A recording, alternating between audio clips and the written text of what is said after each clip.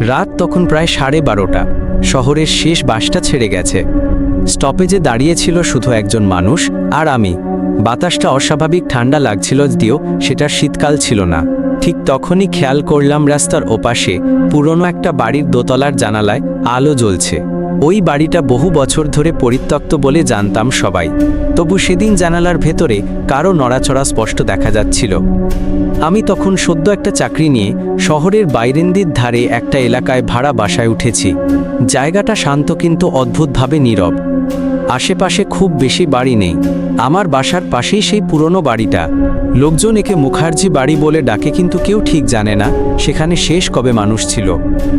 প্রথম কয়েকদিন কিছুই হয়নি। সকালবেলা কাজে যাই, রাতে ফিরি। তবে একটা ব্যাপার অস্বাভাবিক লাগতে শুরু করলো। রাত হলেই পাশের বাড়ি থেকে কারো হাঁটার শব্দ আসে। কাঠের মেঝেতে যেমন শব্দ হয়, টুকটুক করে। আমি প্রথমে ভেবেছিলাম হয়তো কোনো নেশাগ্রস্ত লোক ঢুকে পড়েছে। এক রাতে সাহস করে বারান্দায় দাঁড়িয়ে ডাকলাম, কে আছেন ওখানে?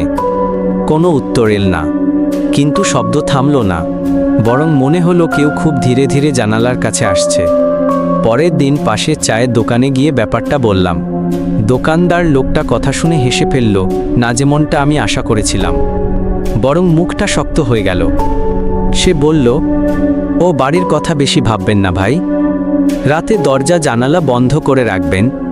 আমি জিজ্ঞেস করলাম, কেন, কেউ থাকে নাকি? সে একটু চুপ করে থেকে বলল, থাকে, তবে আমাদের মতো না। সেদিন রাতে ঘুম এল না। জানালা বন্ধ করেও মনে হচ্ছিল কেউ তাকিয়ে আছে। রাত 3টার দিকে হঠাৎ বিদ্যুৎ চলে গেল। চারপাশ ঘুটঘুটে অন্ধকার। ঠিক তখনই পাশের বাড়ি থেকে একটা মেয়ের কণ্ঠ ভেসে এল, খুব আস্তে, খুব কাঁপা গলায়, আপনি কি আমাকে দেখতে পাচ্ছেন? গলা যেন জানালার ঠিক ওপাশ থেকেই আসছিল। আমি কথা বলার শক্তি হারিয়ে ফেলেছিলাম, তবু অজান্তেই বললাম, কে? কোনো উত্তর এল না, শুধু জানালার কাছে আঙুলের টোকা। একবার, দুইবার, তিনবার।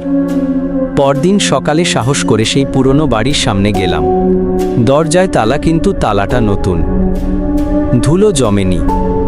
জানালার কাঁচ ভেতর থেকে পরিষ্কার করা, মানে কেউ সেখানে নিয়মিত আসে। আমি স্থানীয় একজন বয়স্ক লোকের সঙ্গে কথা বললাম। তিনি আমাকে বাড়িটার ইতিহাস বললেন। বহু বছর আগে সেখানে এক পরিবার থাকত। তাদের একমাত্র মেয়ে নদীতে ডুবে মারা যায়। মেয়েটা নাকি রাতের বেলা প্রায়ই বাড়ির জানালায় বসে থাকত বাবার ফেরার অপেক্ষায়। বাবাটা সেই মেয়ের মৃত্যুর পর পাগল হয়ে যায়। এক রাতে বাড়িতেই আগুন লাগে। এরপর থেকে কেউ আর সেখানে থাকেনি।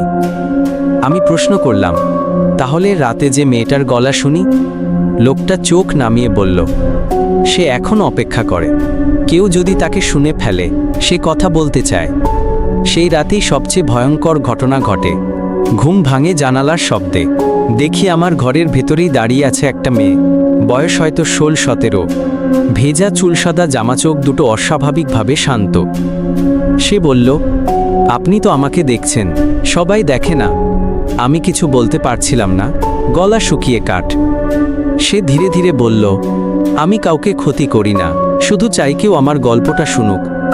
সে বলল, নদীতে সে দুর্ঘটনাবশত ডুবেনি, কেউ তাকে ধাক্কা দিয়েছিল। কিন্তু কেউ বিশ্বাস করেনি। তার বাবা সত্যিটা জানতে পারেনি বলেই সে এখনো আটকে আছে। ভোরের আলো ফুটতেই মেয়েটা মিলিয়ে গেল। তার জায়গায় পড়ে রইল একটা পুরনো চুড়ি। আমি সেটা তুলে নিলাম। সেদিনই থানায় গিয়ে বহু বছরের পুরনো একটা কেস খুঁজে বের করলাম। আশ্চর্য ভাবেন তো, প্রমাণের ভিত্তিতে মামলাটা আবার খোলা হলো।